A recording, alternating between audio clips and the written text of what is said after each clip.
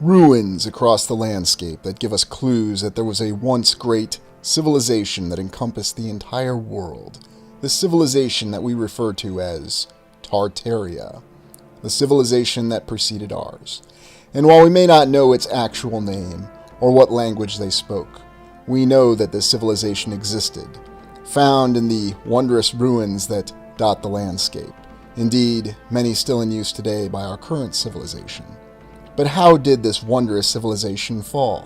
What was the final chapter in its true history? Today we are going to explore that when we look at the final conflict of Tartaria.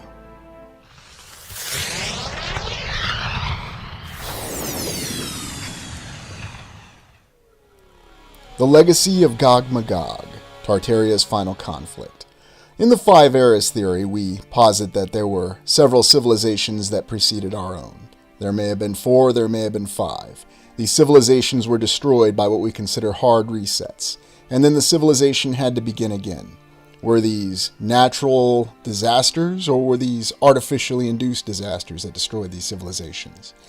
In the 4th era Tartarian civilization, we see that it had 3 phases: a rise, an ascendancy, and a decline and a fall. During its ascendancy, we believe that it won a great conflict against some unknown external enemy. We've posited at the locations and origins of this potential enemy. Yet in this exploration, we're going to consider the final conflict that Tartaria faced, which brought about the downfall of this wondrous civilization, this civilization that managed to build incredible structures all across the land. Cities that were built on top of the ruins of previous civilizations that we call the Foundation Eras. The Five Eras theory explains the fact that we do have deep structures with many foundations and many structures that are built on top of the remnants of previous structures. But there may have been many more eras. Indeed, the many memorials that we see across the land.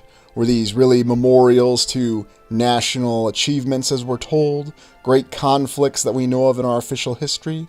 Or are the other symbols that we see that don't make sense to us representative of something else?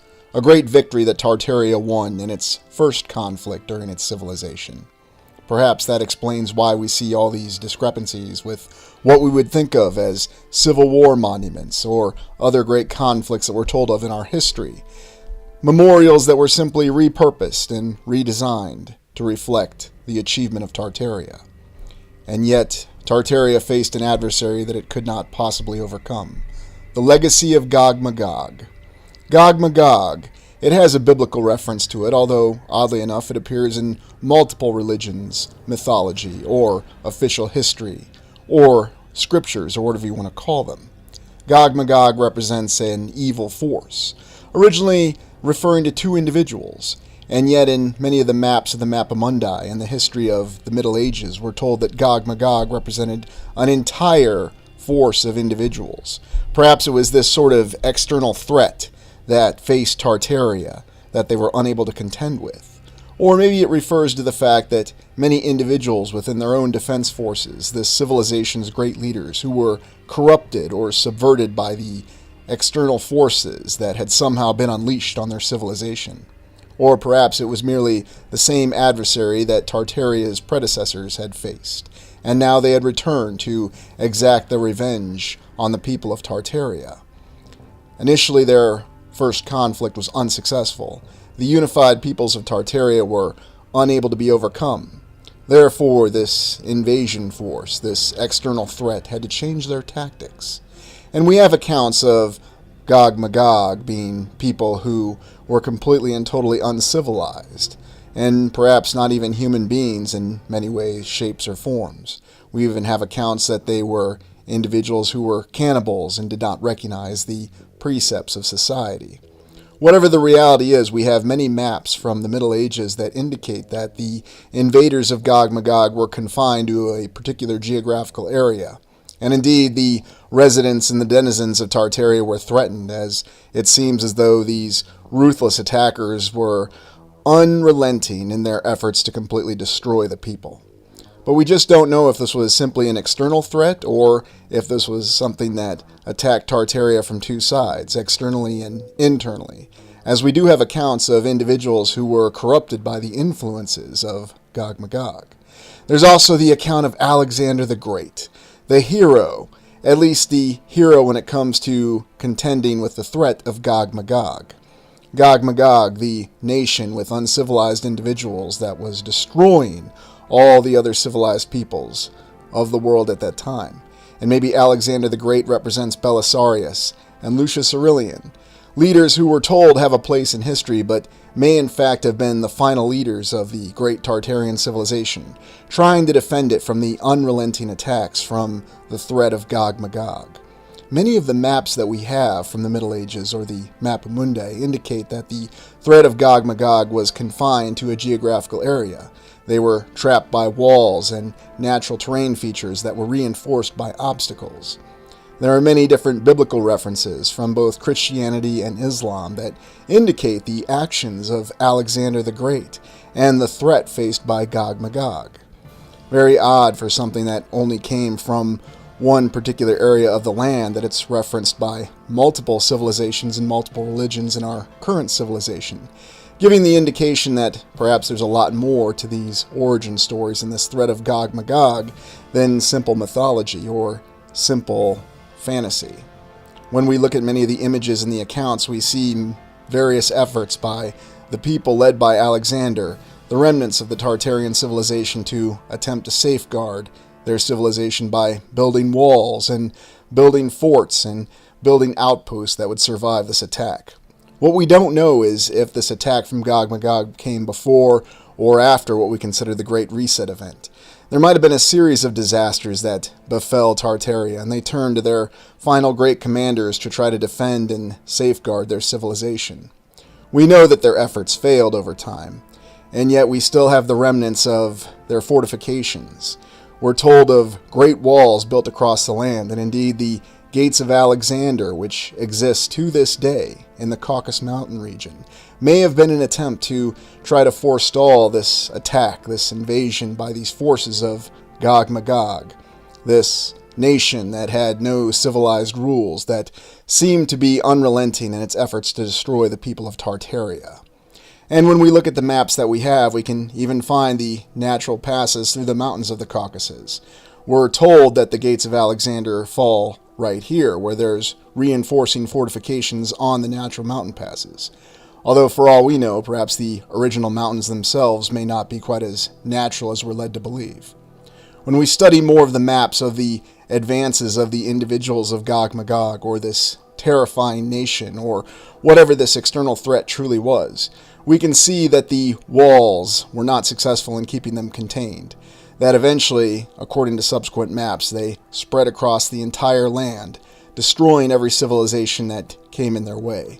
And indeed, we do have historical accounts that try to relate this to other nations that we're told were simple hordes that crossed the land.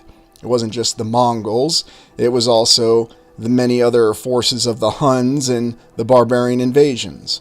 Perhaps all these refer to the same force, the original force of Gog Magog, simply being hidden at different points in our history, with different individuals all referring to the same event. Perhaps the great leader Alexander the Great, whatever his name really was also corrupted by this influence. We have accounts and images that show Alexander the Great even working with the devil, or at least the forces of evil, to try to contain these forces of Gog Magog. Perhaps he fell to the corruption and the influence that had overcome many of the leaders of Tartaria, and this led to the unfortunate fall and total destruction of their civilization. After they were hit by the natural disaster, or perhaps it was an artificially induced disaster, they were left at the mercy of these relentless forces of Gog Magog. This would explain these isolated monasteries that we have, and what we view as reset compounds. Perhaps they were also survival compounds, the last-ditch attempt by a civilization that could see its end rapidly coming, trying to preserve anything and everything that they could of their civilization, their society, their true history, all that they had learned, even their architectural capabilities. And yet we know that very little of the previous civilization managed to reach ours. Indeed, to even question its existence is oftentimes ridiculed.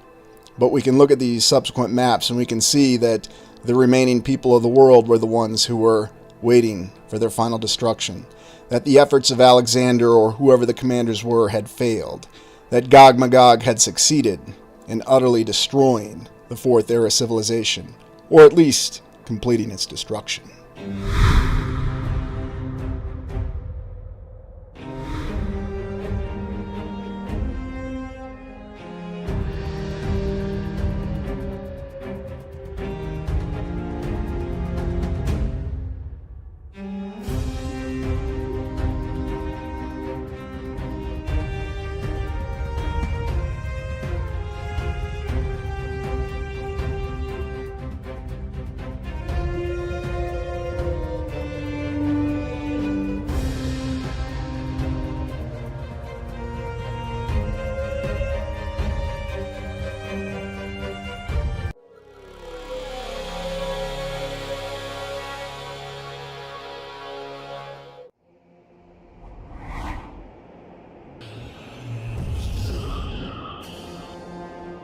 Imagine a distant civilization in the past, under assault by various threats.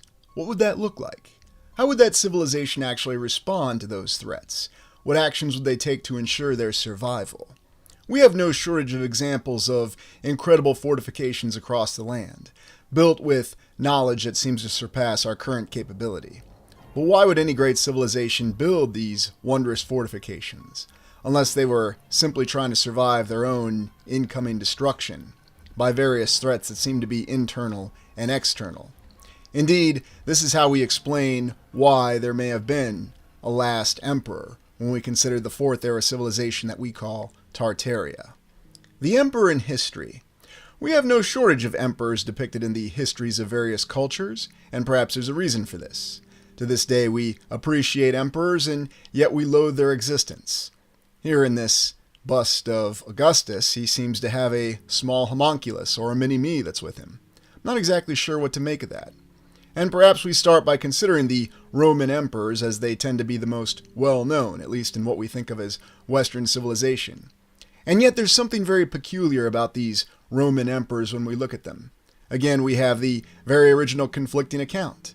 Some accounts say that these emperors were great leaders and individuals that brought the Roman Empire and ultimately the nascent Western civilization to the pinnacle, at least at the time. Or as the saying from Maximus in the original Gladiator, Rome is the light, and the rest of the world is chaos and darkness. Granted, that second part I just added. But when you look at these emperors, oddly enough, you're determined to see that there seems to be some sort of difference in some of them. And yet, many of the busts look exactly the same. Now, we could attribute this to the fact that they're made of marble, that many of these emperors were from the same family, and, of course, much like in the television shows, we have offspring that look exactly like their parents. But it's another one of those questions that we have to ask. We also consider the account that perhaps emperors, whether we're talking about Roman, Chinese, or any of the other emperors from across the cultures in our written recorded history, maybe one of them had to make a great sacrifice. A sacrifice that's reflected by emperors in fiction, such as the God Emperor in the 40K series. The God Emperor that had to make the ultimate sacrifice in order to save and preserve his civilization. We oftentimes wonder with these conflicting accounts of these emperors, did any of them have to make that final sacrifice? And the question I want to pose to all of you is, why do we have such a fixation on emperors?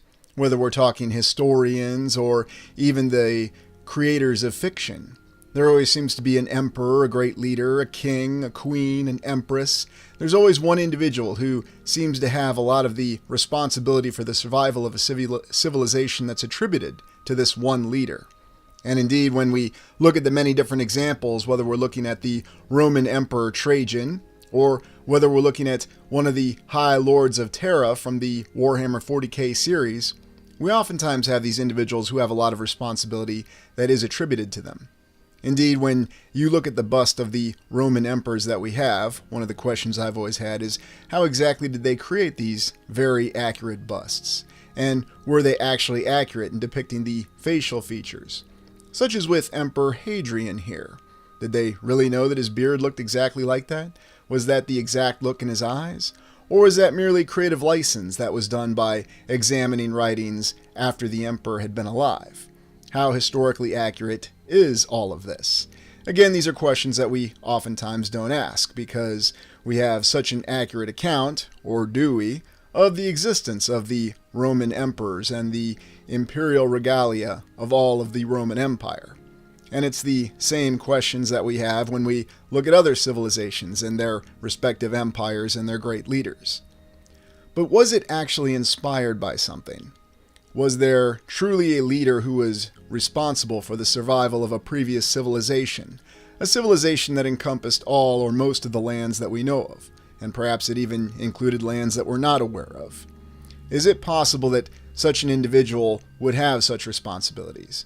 And that's the main reason why we have this fixation, if you will, for the existence of these single leaders. And whether it's a queen, a king, an empress, or an emperor, there is no shortage of historical and fictional accounts, although are the two interchangeable? It seems to be that they may be a little more interchangeable than we like to think, such as with the account of Maximus Thrax. Maximinus Thrax was stated to be between 7 and 8 feet tall if we go off of the Historia Augusta, which of course historians tell us it's not reliable. Imagine Maximinus Thrax being 8 feet tall compared to the average Roman being between 5'2" and 5'6". It seems to be an anomaly. And then of course there's the strange account of Emperor Lucius Aurelian, the emperor who was running all over the Roman Empire facing external, internal threats and currency revolts from within, and yet he still had time to pose for his bust being created. Of course, there are some that say that that's not actually his face.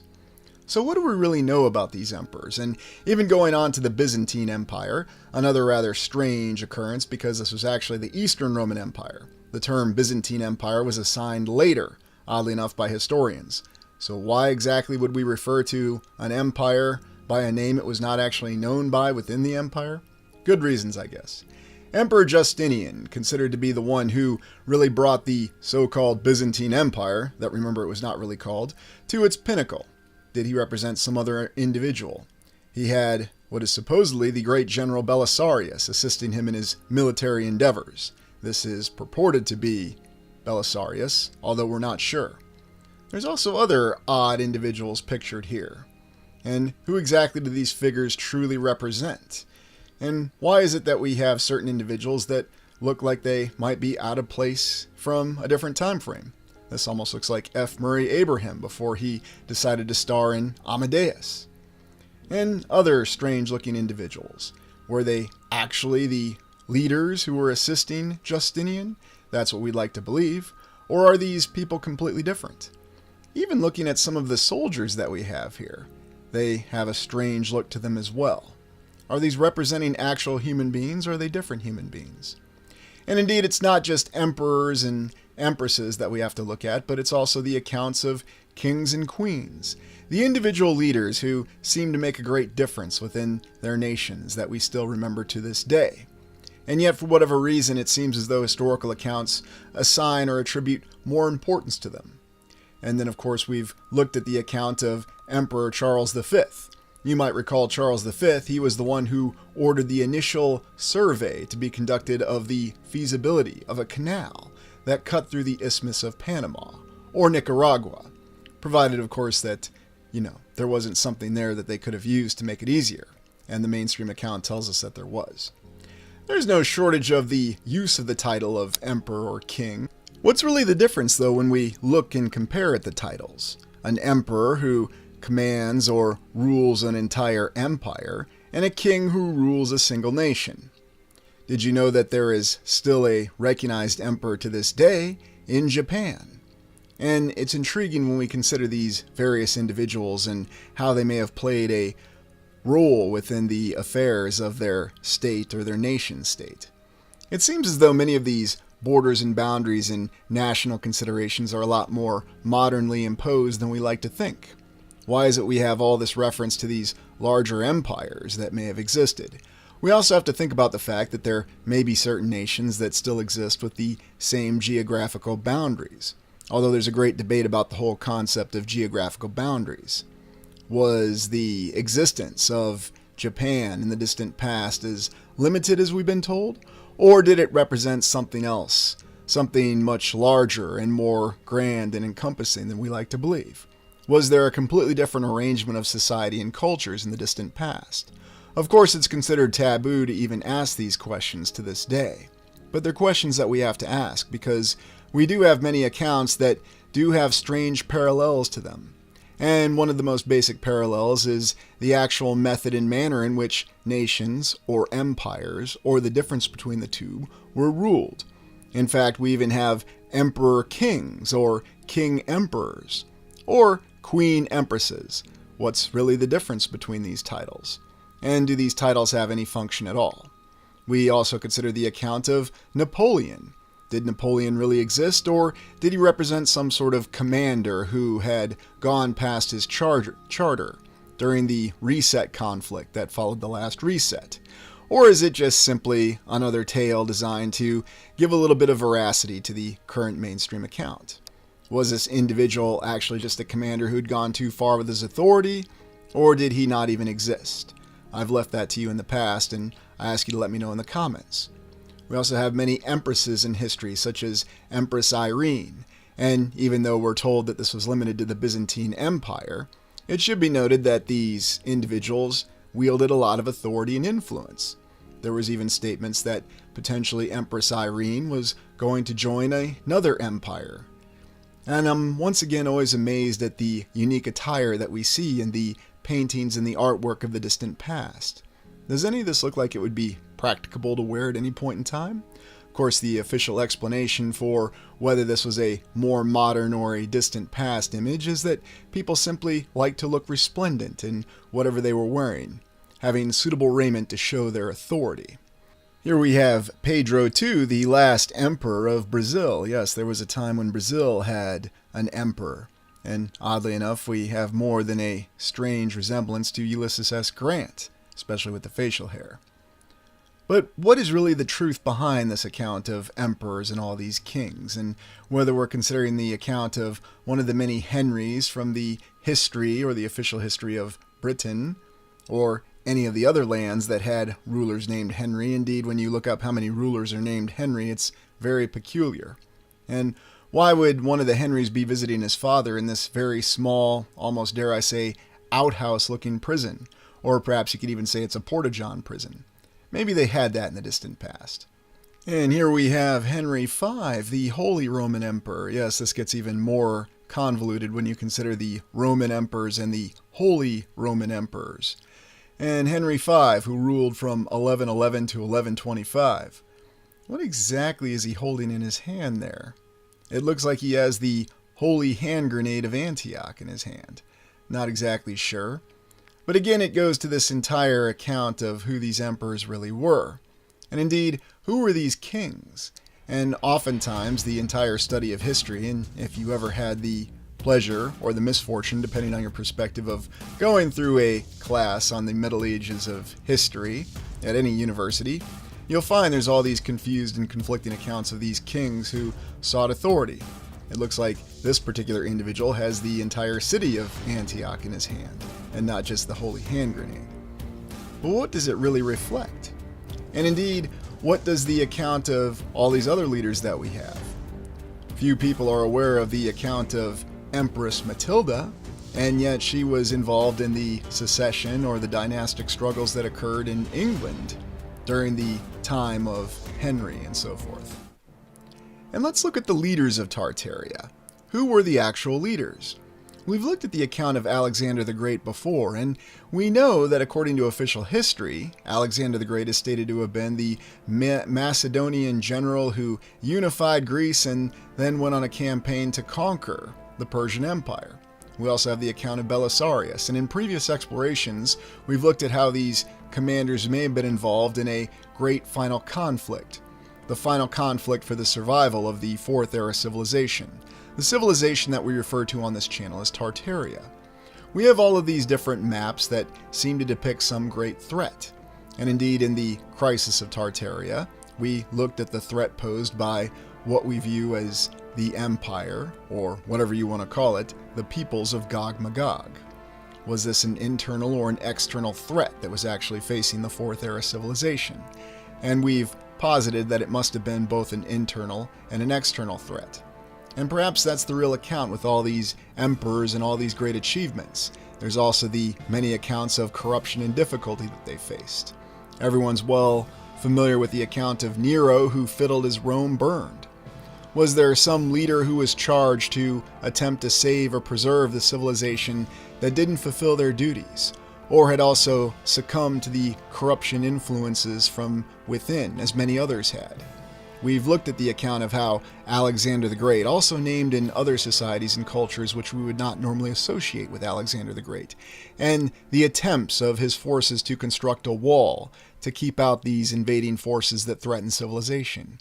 Indeed, many remnants of this Great Wall can still be viewed to this day in the Caucasus Mountain region, and it is attributed to the efforts of Alexander the Great, even though in the official history there's no account of Alexander the Great during his supposed historical time frame erecting these great fortifications. And it's also yet another account of, in the past, trying to utilize fixed fortifications to defend a civilization. Now, any military mind from any time frame will tell you that fixed fortifications are merely a monument to the intransigence of humanity. They tend not to work when you're facing a mobile army. But perhaps they make a lot more sense if you're trying to bring about the survival of your civilization and you're facing imminent annihilation.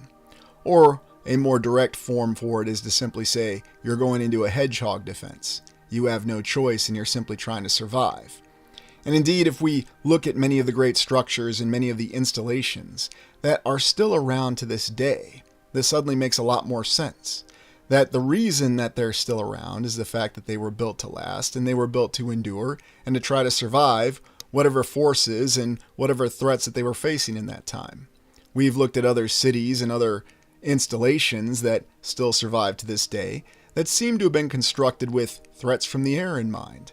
And you might recall our recent exploration when we looked at the lost tales of the Native Americans and all the settlements in the southwest of the United States that almost seem to have been built with the concept of defense or concealment from attack and observation from the air. A very unique and interesting series of details that once again paint conflicting accounts to what we've been told by the mainstream account of history given to us by the scholars who study and repeat what they are told to study and repeat. I always found the account of Alexander the Great the most intriguing because when you look at other cultures' accounts of Alexander, and you look at these supposed legends and myths that attribute him to being in the Caucasus Mountain regions and establishing these fixed fortifications to try to bring about the survival or try to enable the previous civilization to survive, it suddenly makes a lot more sense. But going back to the account of the actual emperor, I know that many viewers of this channel will certainly ask, Aurelian, you've theorized that in the past the leadership and the government of the Fourth Era civilization didn't rely on a strict hierarchy like we have now. And that's true. But I also have to consider the fact that we do have this idea of everything being brought about, all this responsibility, to one single leader. And whatever title we wanted to assign to that leader, it seemed to make sense to me that we have to consider the account, that perhaps there was a series of leaders or one final leader, the last emperor, who tried to facilitate the survival of the Fourth Era civilization, the civilization we call Tartaria on this channel. But what kind of efforts did they really have to go through, and were they really successful? Ultimately, we can conclude that they were not successful, that indeed the entire civilization was destroyed, both from within and without. But what sort of terrors did they really face? What efforts did they really go through to try to survive the crisis? And we have explored the crisis before and what it was really about. We've had symbolic representations in recent events such as Olympic opening ceremonies that point to a different possibility concerning what the previous civilization may have faced. That it seemed as though that there was some sort of portal or some sort of access point that opened, allowing the others to access this land or this realm or whatever you want to refer to it as, and that this threat was unlike anything that they had faced. They had managed to overcome it in the direct conflict, but yet it seems that this adversary, this opponent, changed their tactics. They managed to infiltrate the very essential infrastructure, and indeed the institutions of the Fourth Era civilization, Perhaps they even had the ability to corrupt the individuals from within. And no doubt they would have targeted the leaders. They would have targeted those who had the responsibility. And perhaps that's the real cycle that we face. And it explains the very basis of the 5-era civilization that this channel uses to try to explain what came in the past. Because if we had 5 eras in the past, it comes about that it's always a cycle. There's always a civilization that manages to rise and reach a pinnacle. Now, how far each civilization that came before ours reached, we can debate it. But we have a lot of indicators that they managed to build wonders beyond our imagination. Indeed, no one can tell you exactly how a pyramid was constructed. We have many theories, but that's exactly what it remains to this day. Even from mainstream history, just theories in terms of how these structures were constructed. And whether we're talking about a pyramid or even an Art Deco building, we have so many questions. The main question being, why is it we can't construct these structures today in the manner that they were constructed in the past? And even when we look at the images that we have of the previous eras, what things may have appeared as, whether we're looking at the elaborate and geometrically precise star forts that may have existed in the 3rd era, and they may well have been the foundation of the structures that were built on top of by the 4th era. And indeed, we still have these remnants of these wonderful structures and all this infrastructure all over the land that's still found to this day. It explains the great catacombs and all of the underground infrastructure that we can't really account for. Unless we're to believe that a group of people, especially within the United States, managed to construct rapid underground sewers and vast infrastructure in a very limited amount of time, and they managed to lay out many great cities and vastly increase their population, all within under 100 years. Of course, we've looked at other explanations for why in the current 5th era we seem to be unable to construct a very simple, small pyramid out of the same construction materials, or whether we're talking about one of the great many dome buildings, such as a national or state capitol that we have across the land, or whether you want to call it a capitol or a palace or whatever name we have for these current structures. We seem to have a lack of ability in constructing them, and it's one of the main components of evidence that we have that indicate that the accounts that we're given are not accurate. Of course, some people will say that just because you can reference something that's written down somewhere, it's incontrovertible proof. It is an incontrovertible fact that it must have happened. And it may be true. But it's very odd when you consider it and you apply a little critical thinking that certain things don't add up. Oftentimes, no one will ever bother to try to answer the logistics question behind all the wonderful structures that were constructed. And perhaps that's really where the concept of the last leader or the last emperor of Tartaria really comes into the final question. What were the last achievements of the previous civilization? What were the very last structures that they completed before their downfall? And oftentimes we think that it must have been the structures that we've looked at, the monasteries and the fortifications that we have, that were built as a last-ditch effort to try to preserve any bit of the civilization to make it to the next era.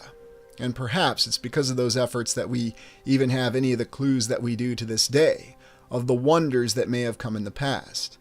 Many people simply accept the fact that our civilization has always been on the ascendant, that there's only one civilization that's ever existed, that it goes from the evolution, if you will, of human beings from other forms of life, the changes in the development of intelligence, and as Carl Sagan liked to say, and then we just started to talk. And that was really the birth of our civilization.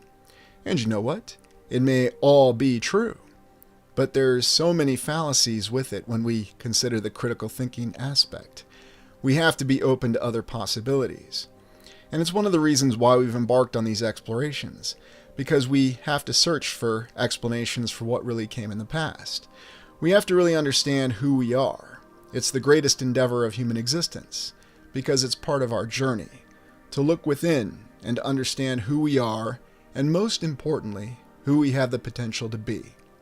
Because if we consider ourselves free of this corrupting influence that we always come across, this unfortunate focus on things that perhaps do not suit our best interest, then it could be possible that we could achieve the wonders that we had in the past. And maybe one day we could even have a civilization that exceeds those wonders, that we really could explore new areas and we really could develop ourselves from within. And who knows, maybe the real answer is perhaps something that transcends the physical realm. And oftentimes this blurs the line between spiritual and temporal affairs. And it's one of the main reasons why I'm not in the practice of telling people what to believe. I don't have to tell you what to believe. I respect the fact that you can believe whatever explanation is most fitting. Maybe you think Carl Sagan's explanation in terms of the history of the land is most fitting. Or maybe you believe in what you find in the Bible or any of the other holy works as the real explanation for how things came to be. I don't believe in discounting anything, because I believe that all the clues and all the evidence is scattered across anything and everywhere. And indeed that would make the most sense because of the fact that we have so much division that seems to be imposed within our current civilization. Now, whether this division is intentional or it's simply the unintentional consequences of the current arrangement of our society, we can certainly debate that. But we can't deny that it is very present. And we certainly can't deny that there seems to be many individuals who follow what appears to be a planned process, if you will, of depriving us of the ability of searching within. And perhaps that's the most compelling thing when we consider the account of the last emperor of Tartaria. And indeed we consider an entire civilization across the land that worked together. Now, oftentimes people misquote me or misattribute the fact that I tried to suggest that this civilization was egalitarian. I don't think there was anything with egalitarian, at least in terms of how the people all existed. It just seemed to be that the civilization had achieved a balance by balancing both the needs of the individual with the needs of the society and the overall civilization itself. Imagine if you had a civilization that, instead of trying to conform individuals to fit in a box, actually catered to the strengths of the particular individual. What could you achieve? And if you actually had a civilization that focused on this and achieved spiritual awareness, in addition to the limitations of physical reality, then suddenly they could overcome those limitations. Suddenly, with a long enough timeline and a focus on both the artistic and the practical, you could achieve many of the great wonders that we see all around us.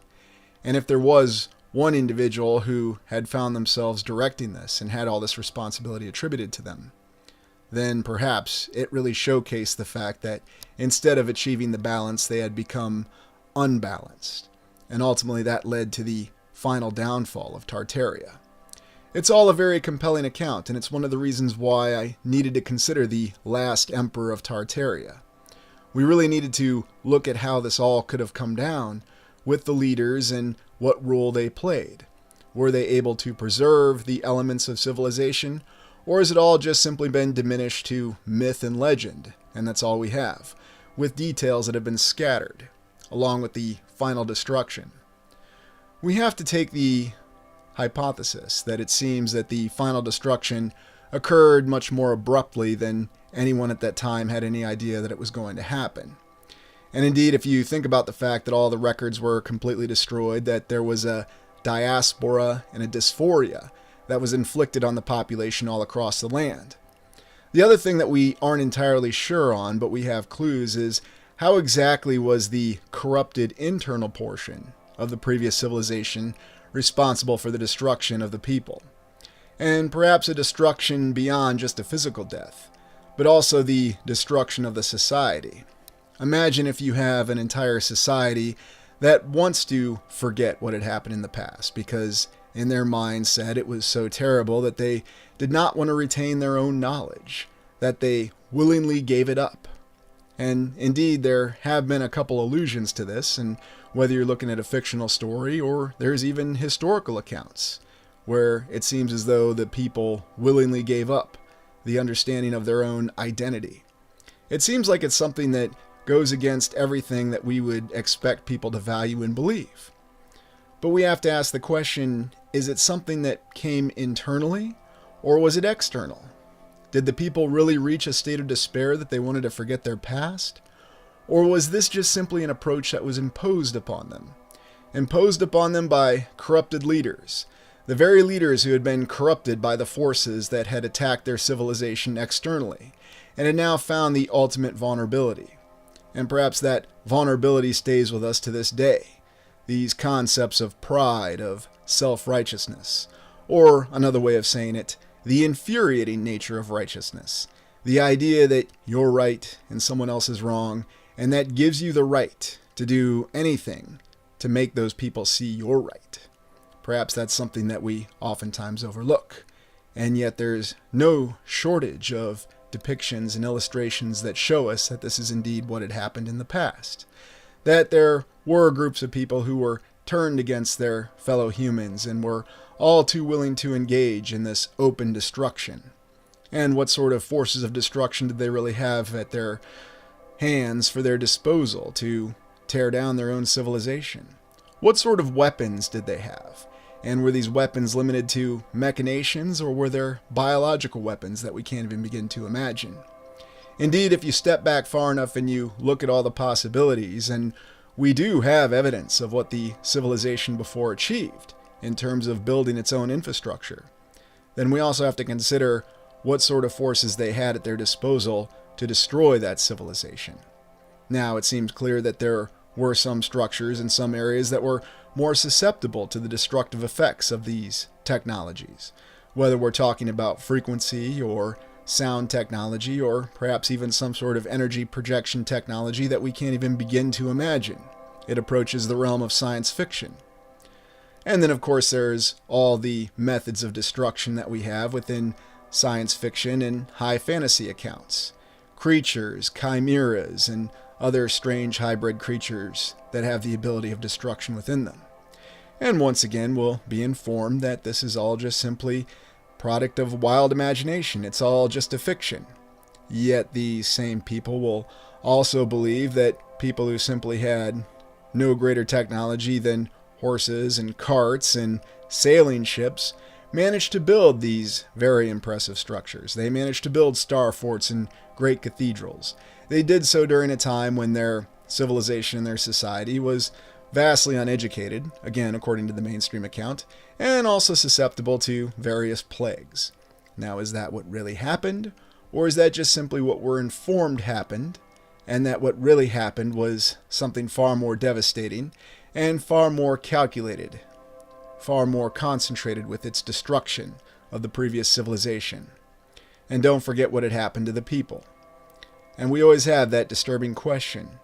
Did the people really understand what was happening? Did they want to forget their past? Or was it imposed upon them? The final account of the last emperor of Tartaria. Was this one single individual? We can certainly look at all the societies and all their respective cultural histories for the important individuals and leaders within their respective histories.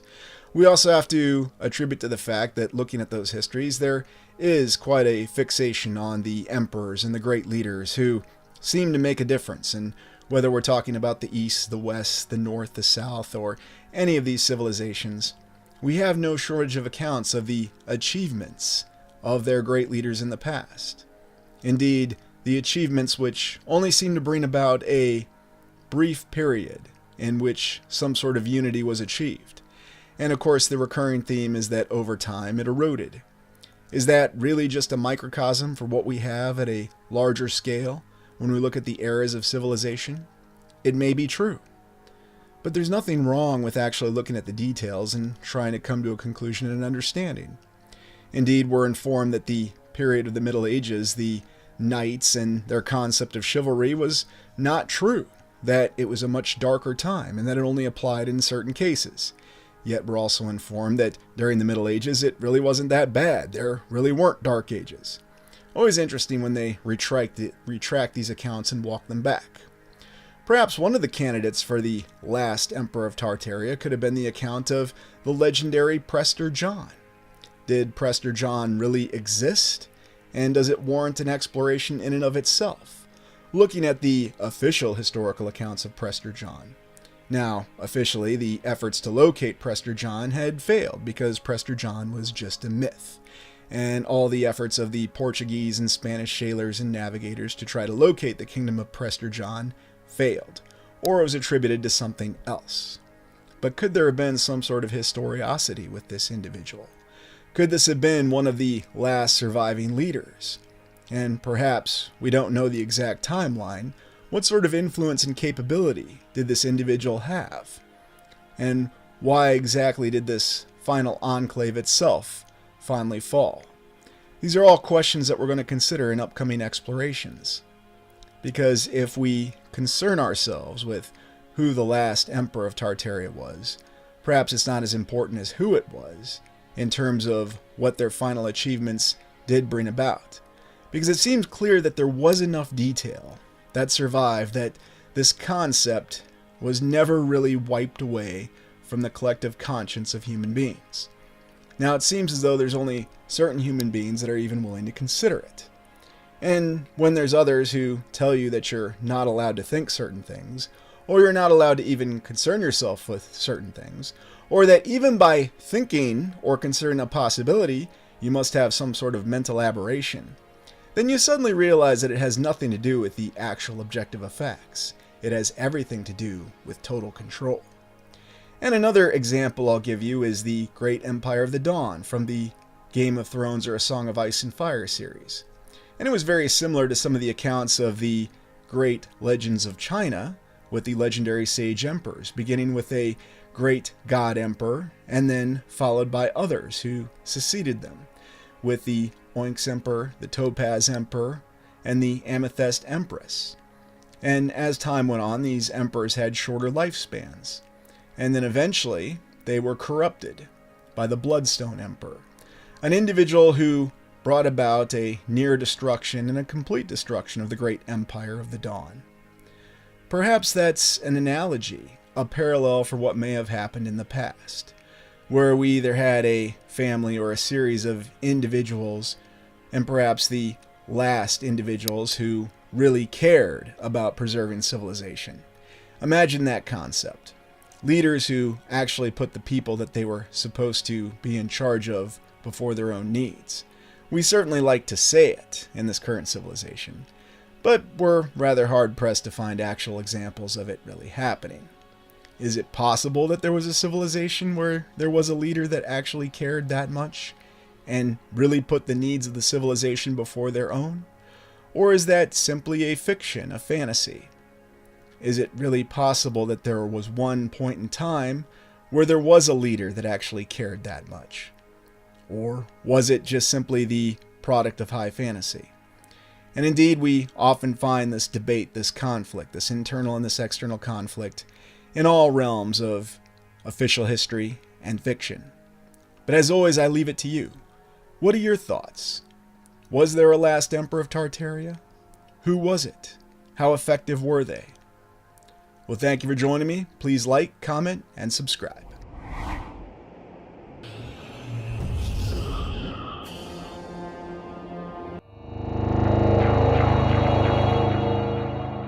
The beauty and the grandeur of the aurora borealis, the atmospheric effect that we're told accompanied the Carrington event. The Carrington event was the dramatic and most powerful geomagnetic storm on record in 1859. So we have this account of our own planet generating a magnetic field that causes these elaborate light displays in the sky. But is there another explanation behind this effect that we see? What was the Carrington event? And why is it important to the old world? Guards! Knights! Squires!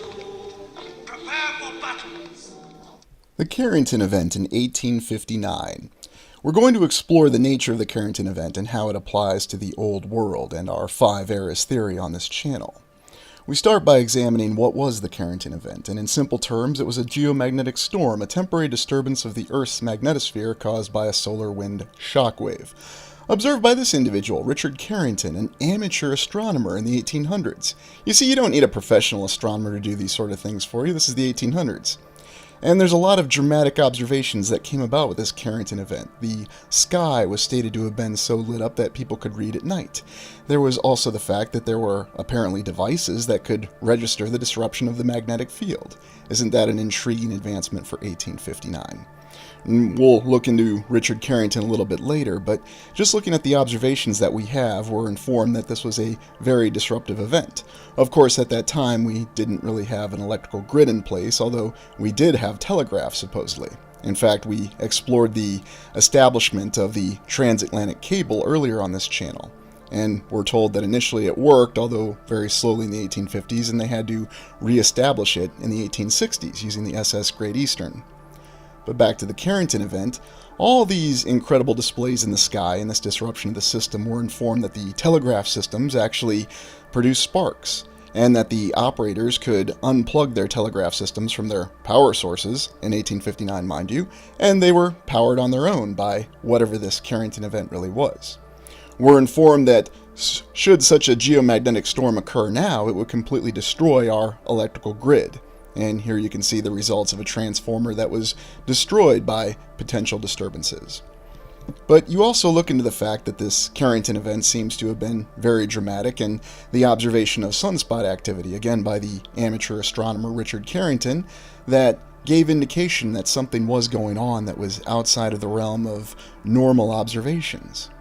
Now, of course, we still have the fear of a Carrington event occurring, and we always have the fear of a future geomagnetic storm. In fact, we're told that in the year 2025, we have a 2 to 3% of a geomagnetic storm occurring that matches the intensity of the so-called Carrington event. However, is that the reality, or are the percentages off? And we might recall that from 1959 to 1989, we lived through a time frame where we had a 97% chance of a nuclear war occurring. So make of it what you will with those numbers. I'm still intrigued by the fact, though, that we do have observations and data that indicate how intense the Carrington event really was, and that we actually had devices in 1859 that could measure the magnetic disturbances. And today, we can talk about possible defenses for a future geomagnetic storm, which I'm sure for the low price of whatever have you from certain contractors, you can actually implement countermeasures that would safeguard your electrical systems from a future geomagnetic storm. Naturally, it's the fear that accompanies what could happen if we have a geomagnetic storm completely destroying our electrical grid. I mean, where would we be without our internet? How would we receive our updates from the news? How would we know what to think about certain world events? It's quite a terrifying consideration. But this is what the official history tells us about the Carrington event, and this is the official scientific explanation, that it represents this threat. Somehow we've been very fortunate that we've gotten through all these decades since the advent of electricity and the establishment of the overall electrical grid, that we haven't had a geomagnetic storm that's disrupted it. But imagine the power behind this, that if there was a geomagnetic storm disrupting the electrical grid in the United States alone, and it affected no other nation, although we're told it would be a worldwide effect, what that would actually do to our current civilization. And indeed, that's the specter that looms over us about this geomagnetic storm. And of course, we have no shortage of diagrams and official scientific explanations from our now professional astronomers that'll tell us exactly how a geomagnetic storm and solar wind can affect our lives day to day. And as I said, fortunately, we haven't had this happen for, well, since 1859, oddly enough. And you can see how this Carrington event ties back into other explanations for what this may have been in regards to our examinations of the old world.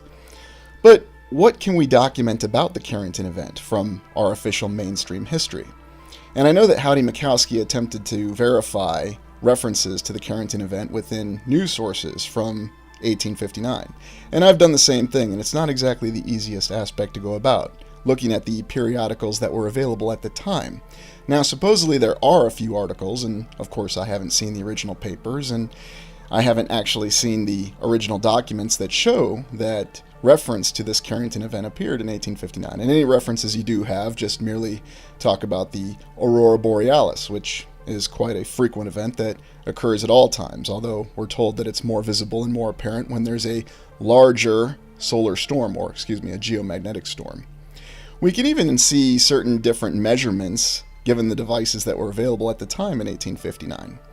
And so the official history tells us that the Carrington event was disruptive to the telegraph system, although given the fact that the civilization at the time was not dependent on electricity, although it did have a telegraph system and it did have devices that could measure magnetic disturbances apparently, it was merely an inconvenience at the time and the civilization moved on. and it certainly didn't stop news from being transmitted for current events at that time. But we're told to imagine what could happen if a Carrington event, or a very powerful geomagnetic storm that even, dare I say, exceeds the strength of the Carrington event, were to occur today, what that would do to our civilization. And it would be beyond simply disrupting telegraph machines or wondrous displays of beauty in the night sky or nature's very own fireworks display. It is rather strange, though, that if this is a common occurrence, it didn't happen until 1859. And yet, any time of the year you can go out and oftentimes try to see the northern lights or the aurora borealis. Richard Carrington's a very interesting individual as well, another one of these amateur astronomers from the 1800s, and it seems that everybody had an avocation that really filled the definition of secondary profession in the 1800s. Perhaps he was also capable of being a civil engineer and could build interstates. In fact, he was apparently an amateur architect who built his own observatory in Red Hill Observation, at least that's what we're told in this nice little drawing. And even in the drawing, we can see the signs of old world architecture behind it, as we typically encounter when we look at these observatories. And then we actually have the observations in the official publication from Richard Carrington that was printed, which includes a picture of his observatory from 1855. Indeed, many of the observatories that we see were allegedly established in the late 1700s through the 1800s, and we can see the signs of old world architecture within them. Now, does this allude to the fact that these observatories could have been structures with vastly different purposes? Or was there some reason to require to observe the heavens at that time? When you look at the structures that still remain, this one in Northern Ireland, you can still see the grandeur behind them. And indeed, it seems as though these structures were built to last through all sorts of different events, even something as serious as the Carrington event. Although, from our understanding, the geomagnetic storm would only affect the electrical grid. It doesn't actually affect the structural integrity of buildings. Oddly enough, this whole concept of amateur astronomers building their own observatories is something that seems to have been quite prevalent in the 1800s. And we even look at how the 1800s ended with the establishment of the Yerkes Observatory in Lake Geneva, Wisconsin. We've explored this before on the channel, and it's quite an impressive structure that was supposedly built in the 1890s, and it's even more interesting because of the fact that it actually has a relic from the Chicago World's Fair in it. And, of course, you're not going to build an observatory unless you have various adornments on the exterior of the building, such as the often seen griffin, because, you just can't have an observatory without many smiling griffins on the outside of it. It makes complete sense. Many odd images, though, that document the construction of this observatory, although the only thing you'll actually see pictures of being built is the dome on the top, and we know that observatory domes can be built, and oddly enough, this Yerkes Observatory title, University of Chicago, looks to be about the most, hasty thing that's done in the construction. And here is the telescope that's still in Yerkes Observatory to this day, featured prominently in the Chicago World's Fair of 1893. And again, this all relates back to the Carrington event because of the fact that telescopes were required to observe the heavens and allegedly observe the sunspots on the sun and other celestial events in the sky. And consider the fact that the telescope from the Chicago World's Fair did end up at Yerkes Observatory, and you can still go see it to this day with the building in Lake Geneva, Wisconsin. So many strange anomalies when we take this in totality, and we even consider the fact that this telescope was also one of the first to observe galaxies, if that's indeed what they are, in the distant cosmos. And no doubt, I'm sure Carl Sagan would be giving me a very big frowny face right now because of what I'm saying about observations. It may be as they tell us, or it may be something else entirely. We do have paintings and references to how beautiful the sky was during the Carrington event, and that's really one of the key indicators that we have about this with the aurora borealis, or the sky being lit.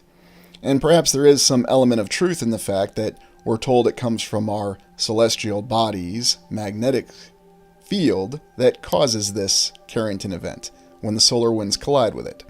Perhaps that's merely the scientific explanation for some other phenomenon that's actually occurring. And because of the fact that people see this dramatic aurora borealis, they have to have some way to explain it. Well, now that we've looked at the history of the Carrington event, let's consider if this was actually a reset event, going back to our 5 eras theory. And the Carrington event occurring in 1859 is at the end of our potential dates of when the reset may have occurred, or the last reset from the 4th to the 5th era. And there's no shortage of documentation that does indicate, regardless of which society or which culture you look at, that there were many celestial events in the sky that brought about a great change or a time of terrifying apocalypse. And this seems to be associated with what we would consider the vast visual display that accompanied the Carrington event. Did this really happen in 1859, or is it just the year that we think of as 1859? Was there some other terrifying, world-altering event that occurred? Because it seems that the effects of the Carrington event are something that we have in many apocalyptic accounts that precede the most terrifying of destruction. In other words, you have some sort of event that disrupts the entire society or the civilization, destroying its communication and aspects of its infrastructure before the true destruction follows. Is there real historicity within some of these mythical accounts that indicate that such a disruptive event occurred? And why is it for a lot of us that being put in the dark, so to speak, or losing our ability to communicate with other elements of our civilization or even our family and friends is such a terrifying psychological horror that we have to encounter? And then you also consider the fact that following this disruptive event, where communications are brought down, then the actual destruction follows. Is that alluding to something that happened in the past with a particular reset event? We also consider the conflicting accounts that we have of population, the rapid population growth that occurred by official sources in the 1800s, the United States alone having its population increased by over 1,000% from 1800 to 1900. And then we also have many images of destruction. And yes, it is images of destruction from the 1800s, whether it's a city or even the arid nature of the landscape. Were we looking at the destroyed civilization? Do we have older accounts and older examples of previous civilizations? And indeed, the mainstream does tell us that many of the great remnants that we see across the land are from previous civilizations. Then suddenly this Carrington event becomes something that's even more terrifying, as it is the prelude, if you will, to an apocalyptic destruction. And perhaps it's all happened in the past, cyclically. Always on that cycle that we're told about in many different eras and many different ages. And when you look at the landscape, maybe you just see natural terrain, or maybe you see something that appears a little bit more artificial. Perhaps here in Shiprock, New Mexico, this is actually a wall, although that's extremely absurd to even suggest. We're told that it's merely the remnants of lava from an inactive volcano, even though it looks rather artificial. But come to your own conclusions about it. Starfish Prime. We examine the account of Starfish Prime. In the 1960s, the United States and the Soviet Union were testing nuclear weapons, and in the United States, this included testing nuclear weapons with high-altitude detonations. That was the very purpose behind the Starfish Prime nuclear test, where an over 1 megaton yield nuclear device, we're informed, was detonated in the atmosphere, put on top of a Thor rocket at that time, and fired up to a high altitude to test the effects of detonating a nuclear warhead in the high atmosphere. Well, it begs the question, why would anybody bother or care to test a nuclear detonation in the high atmosphere, or in space, as we're told, as they call it, but it's a high-altitude detonation, as is depicted here in this diagram. And so what are you trying to get from a high-altitude detonation of a nuclear warhead? Unless, perhaps, this was some other event. We're told they were detonated here, near the Hawaiian Islands, and yet the effects, or the aurora borealis from this detonation, was observed over 1,000 miles away. Indeed, this Starfish Prime detonation affected some of the electrical grid in Hawaii over 900 miles away. Now consider this, stepping back a little bit. Was this indeed a nuclear detonation that occurred at high altitude, or was this some other event? Was this some other technology that was potentially being tested? Perhaps some remnants of old world technology that was utilized to disrupt communications in the electrical grid at previous times. When you consider the distance and how far away some of the effects of this detonation were observed, and the fact that it does bear more than a striking resemblance to the aurora borealis phenomenon, you have to question the fact that perhaps there is some technology available that may still induce this effect. this effect of this atmospheric change, or what we call the aurora borealis with the lights in the sky, and then disrupting the electrical grid, and perhaps having other disruptions on communications and basic living. Indeed, we're even told that the detonation of Starfish Prime left a residual radiation belt that affected several satellites, ultimately destroying their capacity to operate. Although whatever the reality behind satellites are, we also consider the effects on Hawaii itself, with car alarms going off and numerous grids being destroyed by the detonation of this nuclear weapon in the atmosphere. There was even a Thor rocket that exploded with a nuclear warhead on top of it. Fortunately, it did not create a nuclear detonation, and we have numerous examples of rockets that were armed with nuclear warheads exploding, but not causing nuclear detonations.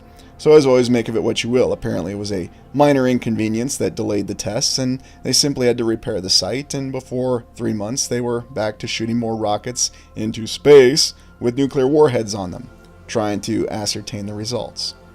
There's also the psychological effect of a nuclear warhead producing an electromagnetic pulse that's featured in the films The Day After and Threads. Indeed, this is what precedes the main nuclear attack. So again, it reflects back to that psychological horror of having your communication system disrupted. And so what if the Carrington event is really just that? A much grander scale EMP weapon that was used in the distant past. An electromagnetic pulse that was used to bring down the grid of the previous civilization that lowered their defenses. We think about how this resides in our psychological minds, in the fact that we still have the fear of this event occurring, and it was used to great paramounts when they were displaying the nuclear nightmare fear films of the early 1980s to us. Is this exactly what happened to the previous civilization? Were they the victims of some sort of electromagnetic pulse weapon, what we consider the Carrington event? It continues to live in our collective conscience. We have some sort of memory about it that we can't explain. And we know that this EMP, or these lit skies, preceded a terrifying event, the complete destruction of a civilization. Now, whether that destruction was done through kinetic energy weapons, cymatic weapons, or some combination of all of them, we don't know. But it is odd how we seem to have this memory. Or it could all be a coincidence. It could simply be that the Carrington event is as we're told, and that the history in the 1800s is exactly as we're told, with amateur astronomers and amateur everything achieving everything. And that's why we have all these churches that still remain. But what are your thoughts on the Carrington event? What do you think really could have happened? If we also consider the aspect of a mud flood, then we have to consider multiple causes, multiple weapons, and multiple events that were induced to actually destroy the civilization that came before us. And we always ask the question if these were natural or artificial events. Well, when we step back far enough, we have the terrifying indication that these may well have been artificially induced events. And by whom, you may ask?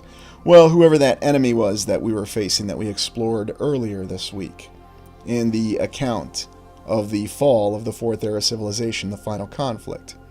It would no doubt have taken many different means of destruction to unravel a unified civilization that was across the land.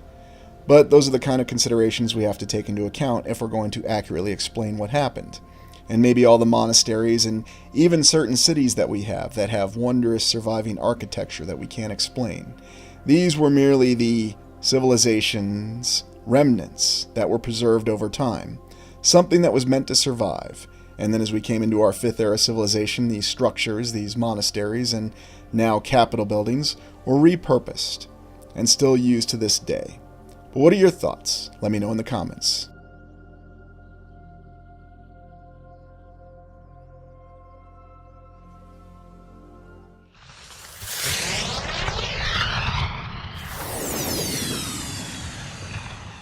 Please join the channel this weekend on Saturday at 8 p.m. Eastern Time for live stream exploring astounding architecture. Thank you for joining me. Please like, comment, and subscribe.